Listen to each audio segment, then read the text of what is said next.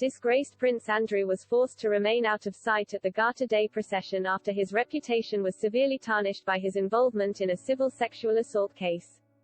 Andrew had hoped to appear at the St. George Chapel service and the Garter Nights but was forced out of sight after Prince William and Prince Charles are understood to have lobbied the Queen. Omid Scobie, co-author of Finding Freedom, said Andrew was crushed and a little confused, quoting a royal source.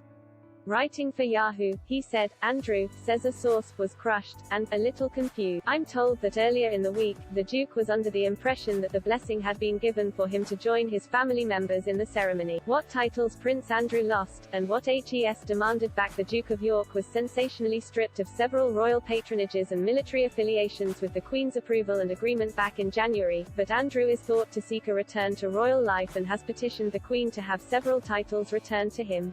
Click here to read that his confusion isn't unwarranted. To say there has been a reluctance to completely remove Prince Andrew from all aspects of royal life is an understatement. He said the reluctance was made clear when the Queen signalled her support for Andrew, rumoured to be her favourite child, by arriving with him for the Duke of Edinburgh's memorial service in March. Andrew provided a steady arm for the Queen as she walked into Westminster Abbey to remember the life of her husband, a few weeks after he reached a multi-million-pound out-of-court settlement in a civil sexual assault case, which was not an admission of guilt. He has repeatedly denied the claim. Mr. Scobie said his presence was damaging to the firm, adding, and this is what makes his presence, and even the threat of it, so damaging. By constantly being given room to inch his way back into the public eye, it not only makes a mockery of his supposed retirement but also reflects terribly on the family that Palisades just recently revealed want to help him rebuild his life. His remarks come after it was reported the Duke of Cambridge threatened not to take part in the Garter Day ceremony if Prince Andrew was also present.